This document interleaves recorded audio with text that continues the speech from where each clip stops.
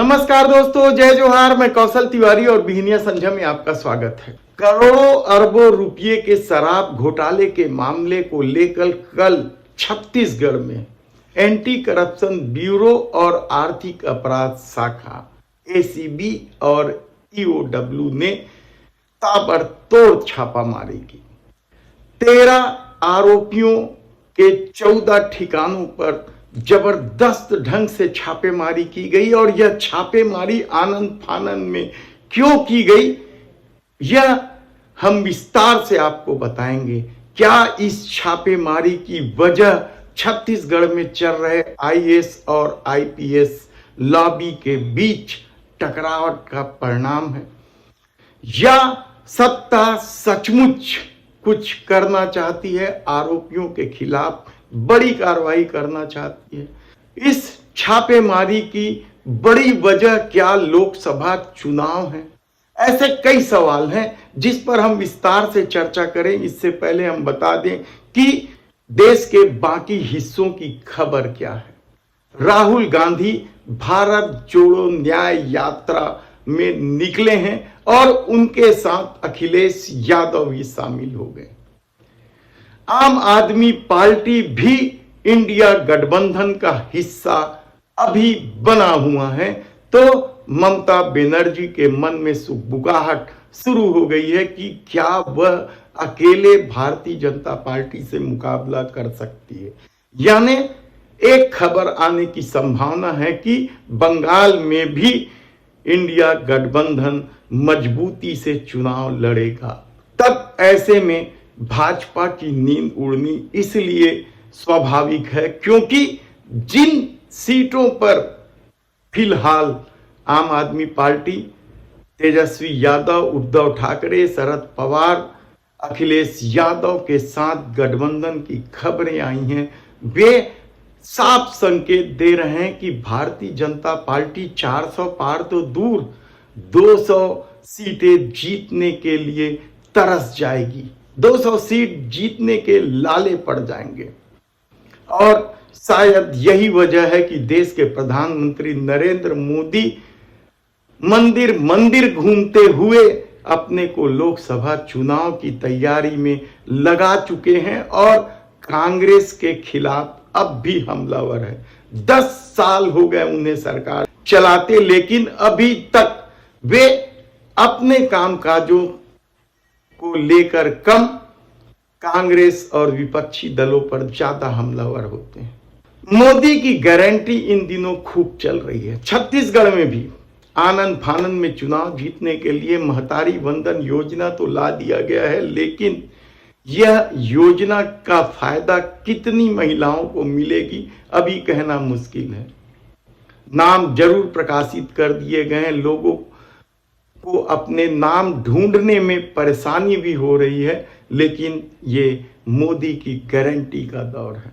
और शायद यही वजह है कि वे कल अपने मंदिर या धार्मिक स्थल के चक्कर लगाने के कार्यक्रम में द्वारका भी पहुंच गए और समुद्र तल पर आसन लगाकर पूजा अर्चना भी की। इसे लेकर जबरदस्त मजाक भी उड़ाया जा रहा है। तो दूसरी तरफ मोदी है तो मुमकिन है कि नारे एक बार कल फिर ट्रेंड तब हुआ जब एक तरफ अखबारों में विज्ञापन छप रहे थे, आधुनिक और तेज रेलवे, ये है मोदी की गारंटी, तो दूसरी तरफ बिना ड्राइवर के ही एक मालगाड़ी रफ्तार से चलने लगी, 100 किलोमीटर की रफ्तार से। 84 किलोमीटर का सफर उसने बगैर चालक के पूरा कर दिया गया। किसी तरीके से उसे रोक तो लिया गया, लेकिन बड़ी दुर्घटना नहीं हुई। खैर, ये तो अपनी मोदी की गारंटी है। इस दौर में क्या कुछ रेलवे में हो रहा है यह किसी से छिपा नहीं। एक तरफ आधुनिक और तेज रेलवे के दावे किए जा रहे हैं, तो दूसरी तरफ ट्रेन ही नहीं चल रही है। कभी भी कोई ट्रेनें रद्द कर दी जाती है और अनियमितता की तो बात ही छोड़ दीजिए। लोग त्रस्त हैं, लेकिन ये मोदी की गारंटी का दौर है।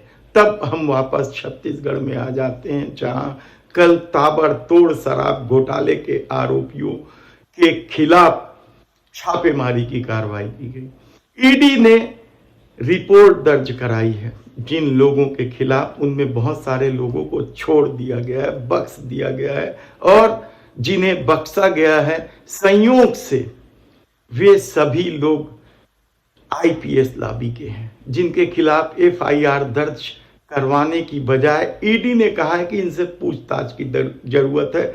उसमें आईपीएस दमदार माने जाने वाले दीपांशु काबरा भी हैं, तो अभिषेक महेश्वरी भी हैं, भोजराज पटेल है, सब आईपीएस लोग हैं। और शायद यही वजह है कि इसे लेकर अब आईएएस और आईपीएस लॉबी में जबरदस्त टकराहट शुरू हो गई। टकराहट इस कदर बढ़ गई है कि महादेव ऐप मामले में भी ईडी ने रिपोर्ट दर्ज करने कहा है, लेकिन अभी तक एसीबी और ईओडब्ल्यू में रिपोर्ट दर्ज नहीं की गई है। और शायद इसकी बड़ी वजह यह बताई जा रही है कि इस महादेव ऐप के जो बड़े आरोपी हैं उनमें ज्यादातर आईपीएस लॉबी से जुड़े हुए हैं, आईपीएस हैं। और जब वहां रिपोर्ट दर्ज नहीं हो रही है और इधर आईएएस लॉबी जिन आरोपों से जुड़े हैं शराब घोटाले और कोयला परिवहन घोटाले में, वहां तड़फड़ एफआईआर दर्ज कर दी गई, तो क्या आईएएस और आईपीएस लॉबी में टकराहट शुरू हो चुकी है। और 2 दिन पहले जैसे ही खबर आई कि महादेव ऐप मामले में भी एसीबी और ईओडब्ल्यू में एफआईआर दर्ज की जानी है, इसके तत्काल बाद ताबड़तोड़ एसीबी और ईओडब्ल्यू की छापेमारी क्या यह संकेत दे रहे हैं कि यह सारा खेल यानी छापेमारी का जो खेल है वे आईएएस और आईपीएस लॉबी की टकराहट की वजह से, या फिर लोकसभा चुनाव भी तो नजदीक है। सरकार क्या लोकसभा चुनाव के पहले यह नैरेटिव सेट कर लेना चाहती कि देखिए हम कार्रवाई कर रहे हैं, लेकिन अंदर खाने से जो खबर आ रही है वो यह खबर आ रही है कि सब कुछ सेटिंग हो चुका है, सब कुछ सेट हो चुका है, कार्रवाई के नाम पर लीपापोती हो रही है। और शायद यही वजह है कि अभी तक ईओडब्ल्यू और एसीबी में रिपोर्ट लिखे जाने के यानी एफआईआर दर्ज होने के महीनों बाद भी न तो आरोपियों से पूछताछ हुई है न गिरफ्तारी हुई है। कल जरूर छापेमारी की कार्रवाई हुई है, किन किन आरोपियों से पूछताछ हुई है इसकी खबर विस्तृत रूप से नहीं दी गई है। क्या क्या बरामद किए गए हैं, क्या नकदी भी बरामद हुए हैं, जिसकी भी खबर ठीक ढंग से एसीबी और ईओडब्ल्यू ने नहीं दिया। यानी एसीबी और ईओडब्ल्यू भी संदेह के घेरे में है और विष्णुदेव साय सरकार पर अब आरोप यह लगने लगा है कि वह आरोपियों को बचा रही है, उनसे साठगांठ कर रही है। कल जिन बड़े आईएएस अफसरों के खिलाफ छापेमारी की गई उसमें विवेक ठान बड़े अफसर हैं, भूपेश सरकार में दमदार रहे हैं, रमन सरकार में भी दमदार रहे हैं, उनके अपने किस्से कहानी है, उनके जमीन का अलग मामला है, लेकिन कल छापेमारी की गई है। दूसरा अनिल टुटेजा भी दमदार माने जाते हैं और वे रमन सरकार में भी चावल घोटाले के आरोपी हैं। इसके अलावा भी आबकारी अफसरों के ठिकानों पर छापेमारी की गई है, जिसमें से एक अफसर अमरमणि त्रिपाठी, उनका मूल विभाग कुछ और है, लेकिन वे आबकारी विभाग को अपने उंगली में चला रहे थे और इन दिनों वे पैरोल पे है। लेकिन कल एसीबी और ईओडब्ल्यू के अफसरों के साथ उनकी मुलाकात नहीं हुई, यानी वे निकल चुके थे या निकल गए हैं। यह कई सवाल इसलिए उठ रहे हैं क्योंकि जिस तरीके से ईडी का खेल रहा है और जिस तरीके से 30 कंपनियों से वसूली के जो मामले सामने आए हैं 335 करोड़ रुपए के, तो क्या छत्तीसगढ़ में भी ईडी ने भाजपा के चुनावी फंड के लिए वसूली की है? यह सवाल इसलिए भी महत्वपूर्ण है क्योंकि चर्चा है दीपांशु काबरा के साथ सेटिंग की, और रामगोपाल अग्रवाल कांग्रेस के कोषाध्यक्ष रहे। वे कहां हैं किसी को नहीं मालूम। कोई कहते हैं कि वे दुबई भाग गए हैं, कोई स्थान बता रहा है। ईडी ने भी उन्हें एक ढंग से फरारी घोषित कर दिया है। लुकआउट सर्कुलर जारी किया गया, नोटिस पर नोटिस दिया गया है, उनकी गिरफ्तारी नहीं हुई। कहा जाता है कि उनसे भी सेटिंग हो गई थी और रामगोपाल अग्रवाल को चेतावनी दी गई थी कि वे यहां न दिखें, कहीं और चले जाएं, और रामगोपाल अग्रवाल ईडी की सलाह मानकर इस सेटिंग के तहत निकल गए थे।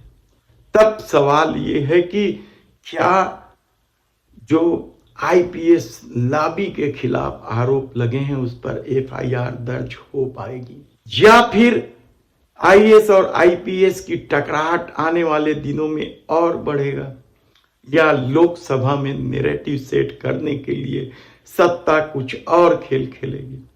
देखना होगा। हम आपको एक एक खबर की जानकारी देते रहेंगे। यदि आपने हमारे चैनल को अब तक सब्सक्राइब नहीं किया है तो प्लीज सब्सक्राइब कर लीजिए और लाइक का बटन दबा दीजिए, क्योंकि आप जितना लाइक का बटन दबाएंगे उतनी ताकत हमें मिलेगी उस सच को आप तक पहुंचाने के लिए। अजी सुनते हो, मुझे लगता है ये सेप्टिक लाइन चोक हो गई है या सेप्टिक टैंक भर गया है। अरे बाबा, इसमें चिंता की क्या बात है। अन्ना सेप्टिक टैंक क्लीनर है ना, बस एक कॉल कर दो, वो सब देख लेंगे। ये वही अन्ना सेप्टिक टैंक क्लीनर है ना, जो बड़े बड़े पंडालों में टेम्पररी टॉयलेट की व्यवस्था भी करवाने लगे हैं। हाँ, है ना ये कमाल की बात। हाँ, इनका कॉन्टेक्ट नंबर क्या है? 9340199840। अन्ना सेप्टिक टैंक क्लीनर, देवेंद्र नगर, रायपुर।